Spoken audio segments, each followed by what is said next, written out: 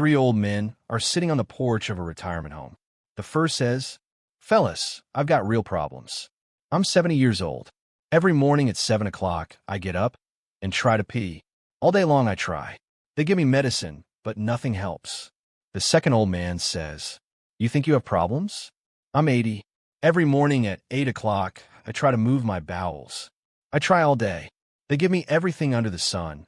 Nothing helps." Finally, the third old man says, "Boys, I'm 90. Every morning at 7 o'clock, I pee like a racehorse.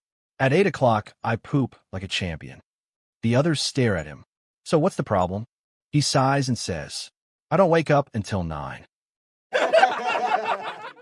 A man walks into a small roadside cafe that looks like it hasn't been renovated since the 80s. The kind of place where the menu is slightly greasy, the chairs don't match, and the waiter already knows what you might want before you even sit down. He takes a seat, and the waiter comes over. "Coffee?" the waiter asks. "Sure," the man replies. A few minutes later, the waiter brings a cup of coffee, places it down, and just stands there staring at him. The man feels a bit awkward, but ignores it and takes a sip. "Anything else?" the waiter asks. Maybe a sandwich." "Good choice." The waiter nods seriously, like this is a life decision. Another few minutes pass. The waiter brings the sandwich, sets it down, and again just stands there, watching. Now the man is uncomfortable. "Is everything okay?" he asks. The waiter leans in slightly and whispers, "Sir, we like to make sure our customers are fully satisfied." The man nods and takes another bite, trying to be polite. The waiter doesn't move. 5 minutes go by. The man finally snaps a little. "Look, why are you just standing there watching me eat?" The waiter smiles and says, "Oh, don't worry, sir, it's nothing personal." "Then what is it?" "Well," the waiter shrugs, "you're sitting at the only table with a leg that's about to collapse." The man freezes mid-bite. "What?" The waiter casually points onto the table. "Yeah, we're just waiting to see if it happens before or after you finish your sandwich." The man slowly puts the sandwich down and stands up. "You could have told me earlier." The waiter nods thoughtfully. "True, but then we'd never find out how strong the table really is." An American, a Brit, and a Mexican are sitting in a helicopter. The Brit throws out a bag of tea, explaining to the confused others, "We have so much tea in England, we can just throw it out." The Mexican proceeds by throwing a bag of peppers out, explaining, "We have so many peppers in Mexico, we could just throw it out." The American proceeds to throw the Mexican out of the helicopter. "Why did you do that?" exclaimed the Brit. The American turns around. "He killed my wife." A mysterious monk walked into the office of a powerful politician. The monk said that he would offer words of important advice to the politician in return for an amount of rice. "How much rice?" the politician asked. "I want 1 grain of rice for the first square of chessboard. I then want 2 grains for the second square, and then 4 grains on the third square and 8 grains of rice on the fourth square, continuing in the same pattern for the chessboard." The monk replied, "Great deal. What is the advice?" The politician asked. "Always do your math before you agree to a contract. You have 30 days to give me 18 quintillion, 446 quadrillion, 744 trillion, 73 billion, 709,551,615 grains of rice, or I'll sue you in court. Good luck." The monk answered. 3 Englishmen were in a bar and spotted an Irishman. One of them said, "I'm going to wind him up." He walked over, tapped the Irishman on the shoulder, and said, "I hear St. Patrick was a no-good wife-beater." The Irishman said, "Oh, really? Didn't know that." The man went back, confused. "I insulted St. Patrick, and he didn't care." The second Englishman said, "You're doing it wrong. Watch this." He went over and said, "I hear St. Patrick was a no-good drunk." The Irishman replied, "Oh, wow, I didn't know that. Thanks for telling me." The Englishman came back shocked. "You're right. He doesn't react to anything." The third Englishman said, "I'll get him." He walked over, tapped the Irishman on the shoulder, and said, "I hear St. Patrick was an Englishman." The Irishman smiled and said, "Yeah, that's what your friends were trying to tell me." A teacher tells her students to write a sentence defining power. Once everyone has finished, she reads the sentences out to the class. Power is when you can do good. Good, Max, nice sentence. That's an A. Power is when you can do good and punish evil. Very good, Sarah, beautiful. That's an A+. Power is when you have a lot of women and can sleep with them. What? Johnny, what kind of filth are you writing? Change it to something proper at once. Johnny thinks for a minute and hands the teacher another piece of paper. She reads, Power is when you have the ability and right to impose your philosophy upon others and to ruin their dreams. Carl is in the 10th year of a life sentence when he gets a new cellmate, Jim. After taking some time to size Jim up and decide that he can trust him, Carl tells Jim about his plan to escape. You see, Carl says, for the first 5 years I was inside, I trained my digestive system to follow my command. Now I can eat something, and it comes out broken down into its components. Jim is skeptical but intrigued. Carl continues, for the last 5 years, I've been swallowing pieces of my uniform. It's perfect because the guards just think it's rats chewing on it. So Jim asks, well, what does that have to do with me? How can I help? Carl says, well, the pieces of fabric come out as individual fibers. I figure by this time next year, we'll have enough to fashion enough rope to get over the wall. I just need you to tie the fibers. Jim, disgusted, says, you have got to be kidding me. And Carl says, I shit. You know. A nun walks into the Mother Superior's office and plunks down into a chair. She lets out a sigh, heavy with frustration. What troubles you, sister? Asked the Mother Superior. I thought this was the day you spent with your family. It was, sighed the sister. And I want to play golf with my brother. We try to play golf as often as we can. You know, I was quite a talented golfer before I devoted my life to Christ. I seem to recall that the Mother Superior agreed. So, I take it your day of recreation was not relaxing? Far from it, snorted the sister. In fact, I took the Lord's name in vain today. Goodness, sister, gasped the Mother Superior, astonished. You must tell me all about it. Well, we were on the 5th tee, and this hole is a monster, Mother, a 540-yard par 5 with a nasty dogleg right and a hidden green, and I hit the drive of my life. The sweetest swing I've ever made. And it's flying straight and true, right along the line I wanted, and it hits a bird in mid-flight. Oh my, commiserated the Mother Superior. How unfortunate. But surely that didn't make you blaspheme, sister. No, that wasn't it, admitted the sister. While I was still trying to fathom what had happened, this squirrel runs out of the woods, grabs my ball, and runs off down the fairway. Oh, that would have made me blaspheme, sympathized the Mother Superior. But I didn't, Mother, sobbed the sister. And I was so proud of myself. And while I was pondering whether this was a sign from God, this hawk swoops out of the sky and grabs the squirrel and flies off, with my ball still clutched in his paws. So that's when you cursed, said the Mother Superior with a knowing smile. Nope, that wasn't it either, cried the sister, anguished, because as the hawk started to fly out of sight, the squirrel started struggling, and the hawk dropped him right there on the green, and the ball popped out of his paws and rolled to about 18 inches from the cup. The Mother Superior sat back in her chair, folded her arms across her chest, fixed the sister with a baleful stare, and said, You missed the f***ing putt, didn't you? 94-year-old Grandma Ethel walks into her church one quiet morning and heads straight for the confession booth. She steps inside, settles onto the seat, and clears her throat. On the other side of the screen, the priest smiles gently and says, Welcome, my child. What would you like to confess? Ethel sighs dramatically. Father, I have a confession. Last night, I went out with a 22-year-old man. He took me to dinner. We danced, we laughed, and then she pauses for effect. We went back to his place. The priest nearly drops his rosary. My goodness, he says carefully. And did something inappropriate happen? Ethel bursts into laughter, cackling so hard the booth shakes. Oh no, Father, she says between giggles. Nothing like that. Relieved, the priest exhales. Well then, what exactly are you confessing, my child? Ethel leans closer to the screen and whispers proudly. I'm confessing that I lied to him about my age, and I'd do it again. The priest sits there stunned, then slowly starts laughing himself. Sometimes the real sin isn't what you did. It's how confidently you got away with it. Lady, is this my train? Station master. No, it belongs to the railway company. Lady, don't try to be funny. I'm going to ask if I can take this train to New Delhi. Station master. No, madam. I'm afraid it's too heavy. While vacationing in a remote area of Alaska, I met an old mountain man, wise in the ways one needs to be to live in an extreme wilderness area like he did. I asked him about the weather. Did it rain a lot?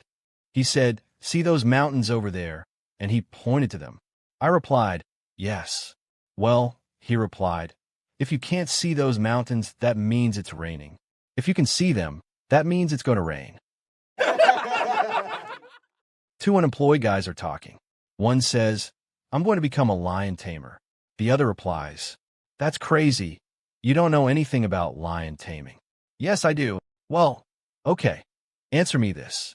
When one of those lions comes at you all roaring and biting, what are you going to do? Well, then I take that big chair they all carry, and I stick it in his face until he backs down. Well, what if the lion takes that big paw and hooks the chair with those big claws and throws that chair out of the cage? What do you do then? Well, then I take that whip they all carry, and I whip him until he backs down. Well, what if that lion bites that whip with his big teeth and bites it in two? What are you going to do then? Well, then I take that gun they all carry, and I shoot him. Well, what if that gun doesn't work? What do you do then? Well, then I pick up some of the shit that's on the bottom of the cage, and I throw it in his eyes, and I run out of the cage. Well, what if there is no shit in the bottom of the cage? What are you going to do then? Well, that's dumb. Because if that lion comes at me, and he throws the chair out of the cage, and he bites the whip in two, and my gun doesn't work, there's going to be some shit on the bottom of that cage. You can bet on that. A young couple had just gotten married, and they spent their wedding night doing what most newlyweds do, celebrating their love again and again, all night long. The next morning, the husband hopped in the shower while his new bride relaxed in bed. When he finished, he realized he had forgotten to grab a towel. Sweetheart, he called out, can you bring me a towel, please? She walked over to the bathroom with the towel in hand. When he opened the door to take it, there he stood, dripping wet and completely exposed. Her eyes widened as she glanced down, then back up, then back down, and stopped halfway. With a puzzled look, she pointed and asked, wait, what's that? He hesitated, slightly embarrassed, and replied, that's what we had so much fun with last night. She paused, looked even more confused, and asked innocently, oh, is that all that's left? Once there was a little boy who lived in the country. They had to use an outhouse, and the little boy hated it because it was hot in the summer, cold in the winter, and stank all the time. The outhouse was sitting on the bank of a creek, and the boy determined that one day he would push that outhouse into the creek. One day after a spring rain, the creek was swollen, so the little boy decided today was the day to push the outhouse into the creek. So he got a large stick and started pushing. Finally, the outhouse toppled into the creek and floated away. That night his dad told him they were going to the woodshed after supper. Knowing that meant the little outhouse toppled into the creek and floated away. That night his dad told him they were going to the woodshed after supper. Knowing that meant a spanking, the little boy asked why. The dad replied, someone pushed the outhouse into the creek today. It was you, wasn't it, son? The boy answered yes. Then he thought a moment and said, Dad, I read in school today that George Washington chopped down a cherry tree and didn't get into trouble because he told the truth. The dad replied, well, son, George Washington's father wasn't in that cherry tree. A burglar breaks into a home and holds the husband and wife in a hostage. At gunpoint, he forces the two to sit on chairs facing the opposite way, back to each other, and ties them to the chairs. The burglar slowly and methodically begins stealing from the house. When the burglar has taken everything of value, he gets ready to leave, the homeowners still bound to their chairs, when suddenly, the man yells at the burglar, please untie her, please, let her go. The thief responds with, no, I'm not untying either of you. so that the authorities get notified as late as possible. Don't worry. Your neighbors will soon wonder why your lights are still on throughout the night and checking on you long before you succumb to dehydration. The man yet again pleads. Please, just untie her. I'll do anything. The burglar once again explains his reasoning. I need to get away with this crime. I'm sorry. I can't leave anything up to chance. The man shuffles his chair towards the burglar and, in a state of mania, exclaims, I'm begging you, man. Just let her go. She won't call the cops, I promise.